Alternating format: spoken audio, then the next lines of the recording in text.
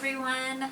So I have a very special story time today. On Sundays I call them Sabbath story times, and they're kind of more Sabbath appropriate stories and usually with a great lesson that you can talk about with your family. So today, see if you can guess. Whoops, my book fell. Today we're going to be talking about stars and dots. Does anybody have any guesses?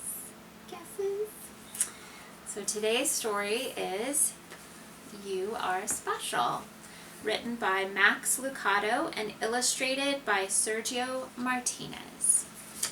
Put my star and dot down.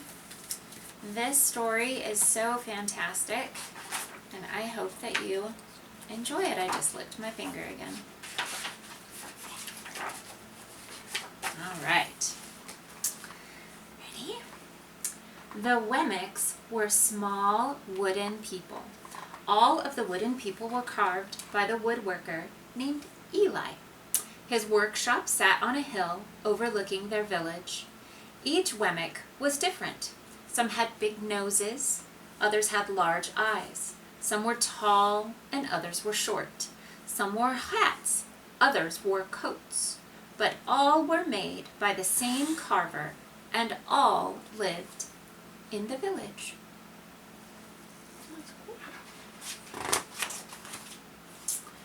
And all day, every day, the Wemmicks did the same thing. They gave each other stickers. Each Wemmick had a box of golden star stickers and a box of gray dot stickers. Up and down the streets all over the city, people spent their days sticking stars or dots on one another. The pretty ones, those with smooth wood and fine paint, always got stars. But if the wood was rough or the paint was chipped, the Wemmicks gave dots.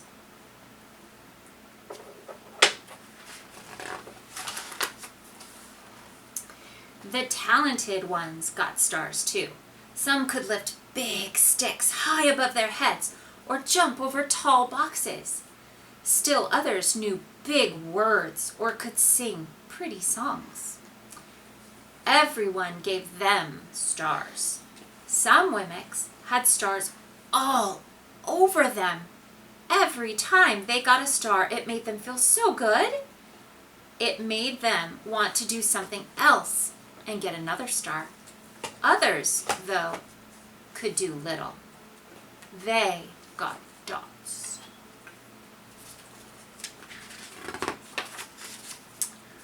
Punchinello was one of those.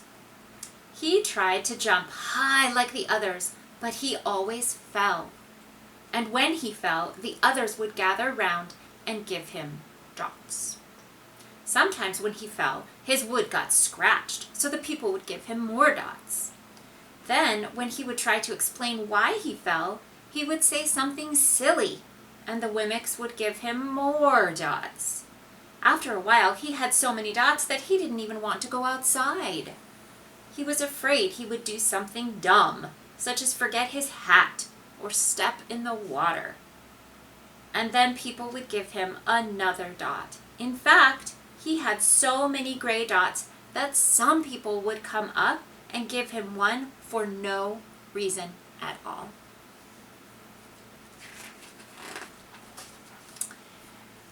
He deserves lots of dots, the wooden people would agree with one another. He's not a good wooden person. After a while, Punchinello believed them. I'm not a good Wemmick, he would say. The few times he went outside, he hung around other Wemmicks who had lots of dots. He felt better around them.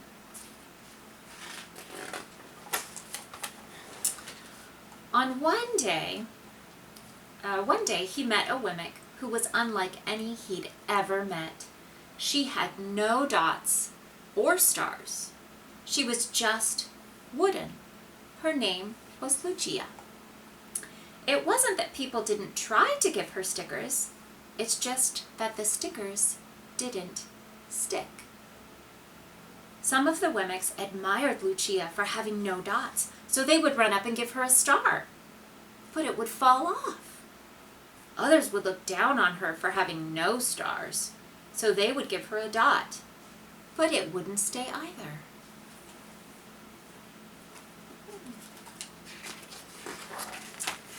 That's the way I want to be, thought Punchinello. I don't want anyone's marks. So he asked the stickerless Wemmick how she did it. It's easy, Lucia replied. Every day I go see Eli. Eli? Yes, Eli, the woodcarver.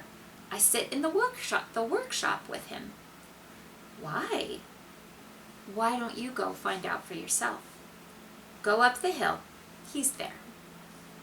And with that, the Wemmick, who had no stickers, turned and skipped away. But will he want to see me? Punchinello cried out. Lucia didn't hear. So Punchinello went home. He sat near a window and watched the wooden people as they scurried around, giving each other stars and dots. It's not right, he muttered to himself, and decided to go see Eli.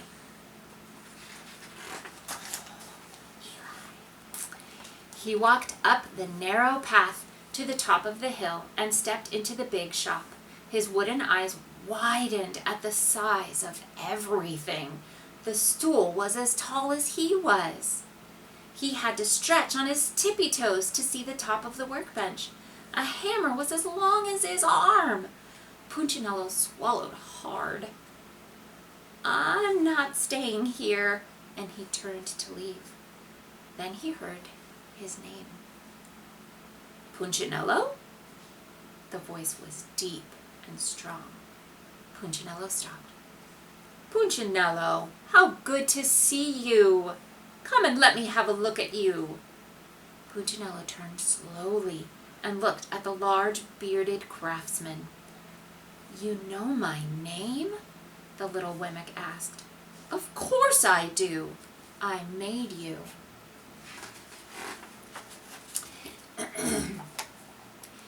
Excuse me. Eli stooped down and picked him up and set him on the bench. The maker spoke thoughtfully as he looked at the gray dots. Looks like you've been given some bad marks. I didn't mean to, Eli. I really tried hard. Oh, you don't have to defend yourself to me, child. I don't care what the other Wemmicks think. You don't? No, and you shouldn't either. Who are they to give stars or dots? They're Wemmicks, just like you. What they think doesn't matter, Punchinello. All that matters is what I think. And I think you are pretty special. Punchinello laughed. Me? Special? Why? I can't walk fast. I can't jump. My paint is peeling. Why do I matter to you? Eli looked at Punchinello, put his hands on those small wooden shoulders, and spoke very slowly. Because you're mine. That's why you matter to me. Punchinello had never had anyone look at him like this, much less his maker. He didn't know what to say. Every day, I've been hoping you'd come, Eli explained. I came because I met someone who had no marks, said Punchinello. I know, she told me about you.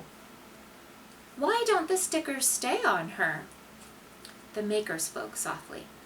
Because she has decided that what I think is more important than what they think. The stickers only stick if you let them. What? The stickers only stick if they matter to you. The more you trust my love, the less you care about their stickers. I'm not sure I understand, said Punchinello. Eli smiled. You will, but it will take some time. You've got a lot of marks. For now, just come to see me every day and let me remind you how much I care. Eli lifted Punchinello off the bench and set him on the ground. "Remember," Eli said as the Wemmick walked out the door, "you are special because I made you, and I don't make mistakes." Punchinello didn't stop, but in his heart he thought, "I think he really means it." And when he did, a dot fell to the ground. And that is the end. So one reason I love this story, it reminds us that no matter who we are or where we come from, that we are all made from our Heavenly Father, from our Maker, the craftsman, whatever you want to call him, and that we are all special in our own ways. What makes us different is what makes us special. We are all unique and we have variety. And I am unique in my own special ways, and my son and my daughter and my husband, we all have things that make us who we are, and they make us unique and special. So I encourage you this week to not hand out dots and not hand out stars. Just be you. And if you do feel like you need to hand out something, please make it a star. That's it for today's Sabbath Sunday story time. I hope you have a good day.